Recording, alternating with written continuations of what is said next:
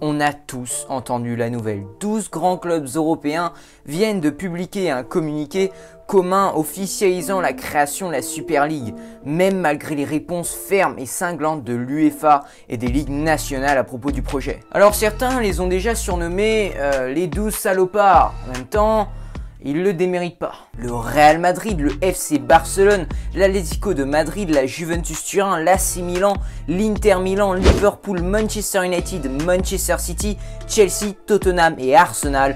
Voici les 12 salopards réunis. Ouais, je vais les appeler comme ça maintenant. Qui ont officialisé une Super League fermée dans le but d'organiser une compétition très juteuse financièrement au détriment de l'organisation du football européen. Bref, une connerie de A à Z.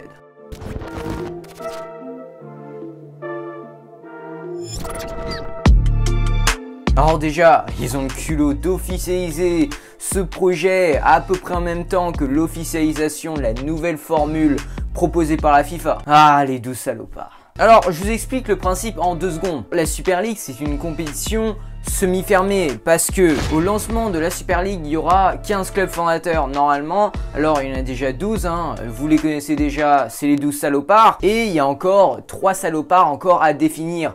Parmi la liste des possibles salopards, il y a le Paris Saint-Germain, bien évidemment, le Bayern Munich et Dortmund, je crois, et peut-être Lyon. Pour le moment, ces clubs ont refusé, je dis bien pour le moment, parce que s'ils voient que l'UEFA et la FIFA sont en train de faiblir face à cette Super League, je peux vous assurer qu'ils ne vont pas hésiter à rejoindre cette Super League. Et pour compléter ces 15 clubs fondateurs, il y aura 5 clubs qualifiés chaque année basés sur le mérite, basés sur ce qu'ils ont fait l'année précédente. Alors tout d'abord, il y aura une phase de groupe avec 2 poules de 10 clubs chacune, avec des matchs aller-retour se disputant en milieu de semaine sous la forme d'un championnat. À l'issue de cette phase de groupe, les 3 meilleures équipes de chaque poule seront qualifiées pour les quarts de finale. Les équipes classées 4e et 5e dans chaque groupe s'affronteront en barrage aller-retour pour déterminer ensuite les 2 derniers qualifiés pour les quarts. Et les quarts de finale et demi-finale se disputeront ensuite en match aller-retour. Le vainqueur sera désigné à l'issue d'une finale sur terrain neutre fin mai. Après vous me direz, quand est-ce qu'ils veulent commencer cette Super League? Eh bah le plus tôt possible, en août si possible. Oui, vous ne rêvez pas, c'est possible qu'une Super League commence dès août. Et le président derrière tout ça, derrière l'organisation de cette compétition, on le connaît bien, c'est Florentino Pérez. Ah bah ça ne pouvait être que lui. Et les vice-présidents sont aussi des grands acteurs chez les grands clubs européens. Il y a tout d'abord Andrea Agnelli, président de la Juventus de Turin, et Joel Glazer, co-président de Manchester United. Et en réaction à ça, l'UEFA n'est pas passé par 4 chemins. Ils ont dit clairement qu'ils seront bannis, les clubs qui participeront à la Super League des championnats nationaux, et leurs joueurs ne pourront même pas participer à l'Euro ou en Coupe du Monde parce qu'ils ne pourront pas jouer pour leur sélection nationale. Donc l'Euro 2021...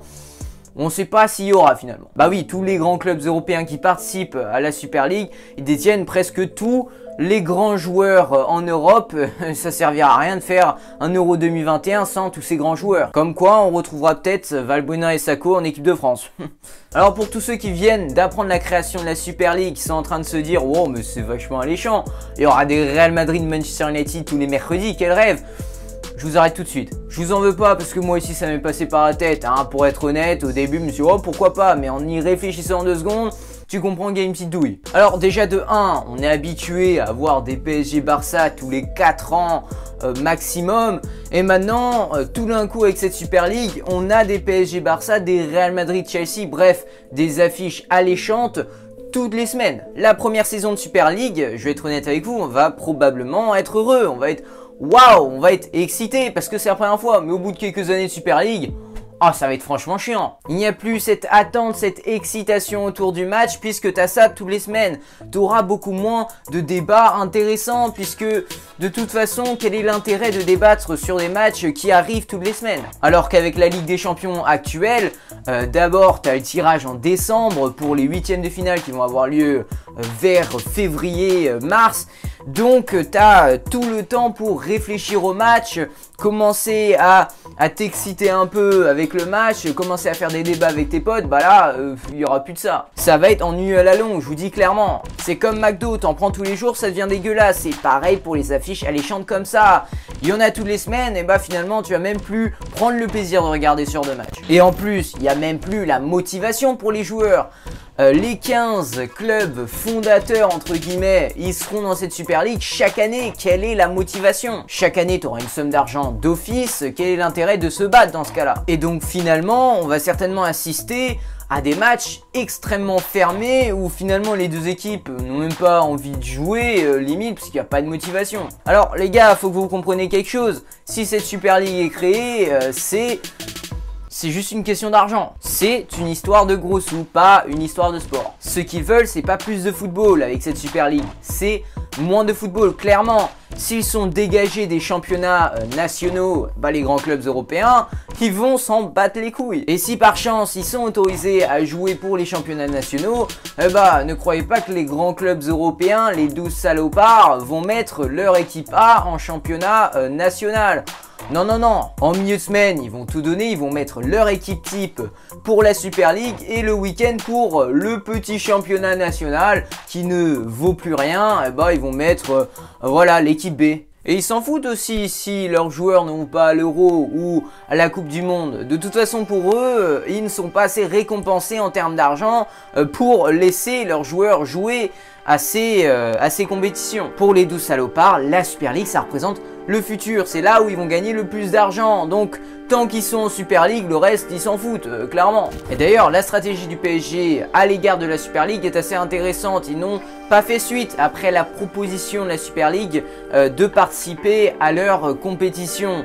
Et ça, c'est vraiment intéressant. Et ouais, c'est futé. Alors, les Parisiens, avant de commencer à sauter de joie et se dire « Oh là là, c'est tellement bien le Paris Saint-Germain, ce qu'ils veulent, c'est pas que l'argent. Non, non, non. Si le PSG a fait ça, c'est justement pour ne pas se mettre à dos la FIFA et l'UEFA principalement. Le jour où ils verront que la Super League est en train de dominer cette UEFA et cette FIFA en justice et que finalement la Ligue des Champions ça n'a plus rien valoir et leur championnat national également, ils ne vont pas hésiter à faire partie de cette grande compétition, je peux vous l'assurer. Pareil pour le Bayern Munich, pareil pour Lyon ou Dortmund. Après sur Twitter, j'ai vu des gens qui disaient mais attendez, dans un monde de libre concurrence, le but principal d'un club, c'est d'augmenter son chiffre d'affaires en tant qu'entreprise. Donc, où est le problème?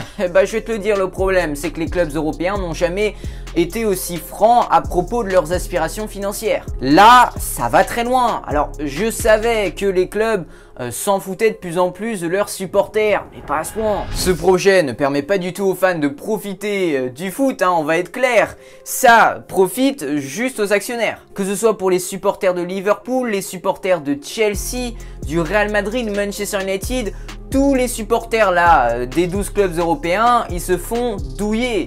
Et tous les fans de foot en général. Et le pire, c'est que les grands clubs européens, ils le savaient qu'il allait avoir beaucoup d'opposition à propos de leur projet. Je pèse mes mots, croire que les clubs appartiennent aux supporters, c'est être en déni total. Même les supposés clubs de socios, le Barça, le Real Madrid, c'est pareil. Je suis désolé, mais si tu demandes aux socios s'ils voulaient vraiment participer à cette Super League, je peux vous dire qu'ils en seraient pas là. Les dirigeants ont fait ce choix-là sans demander leur avis. Alors, il faut savoir que le projet d'une compétition très lucrative est seulement réservé aux plus grands clubs européens, ce n'est pas nouveau. Ce fut pendant très longtemps un serpent de mer. Les bruits de couloir permettaient de répandre la rumeur.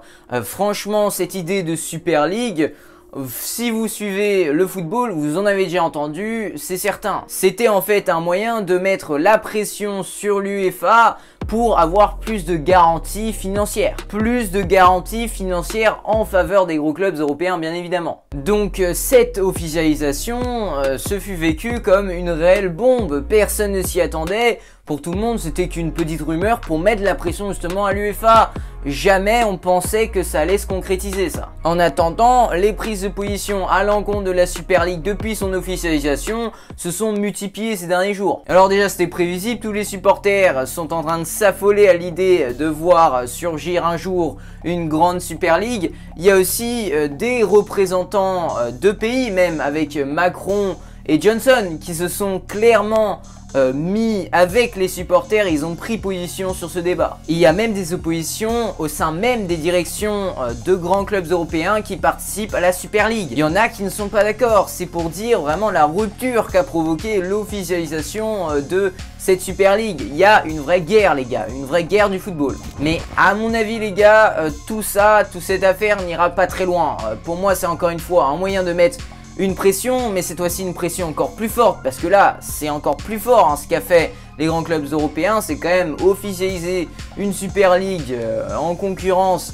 à la Ligue des Champions, ça envoie un message fort. Donc je pense que finalement il y aura un accord entre l'UEFA et la Super League, ils vont s'entendre pour annuler cette Super League, mais à quelques conditions. Certainement les grands clubs européens vont bénéficier d'avantages économiques encore plus grandes les prochaines années. Mais attention, si au fil des ans, avec toute la pression mise par les grands clubs européens, l'UEFA et la FIFA commencent à craquer et donner beaucoup trop de pouvoir justement aux gros clubs européens, ça m'étonnerait pas qu'on voit justement une Super League à l'avenir.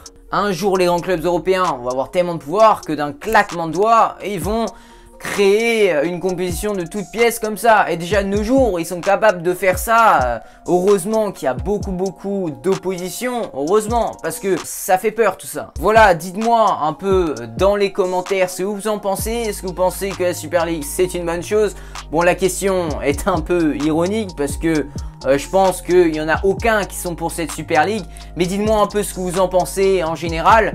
Je vous invite à vous abonner si vous voulez soutenir la chaîne, si vous voulez soutenir un peu la série d'écritage qui est en train de voir le jour. J'en sortirai un autre demain d'épisode sur cette série d'écritage. Et après-demain, donc si vous ne voulez pas rater ça, je vous invite à vous abonner, à cliquer sur la cloche de notification et à poser le petit like. Franchement, ça apporte beaucoup de soutien à la chaîne. Sur ce, je vous dis à la prochaine pour une nouvelle analyse palpitante. D'ici là, prenez soin de vous les footeux. Ciao.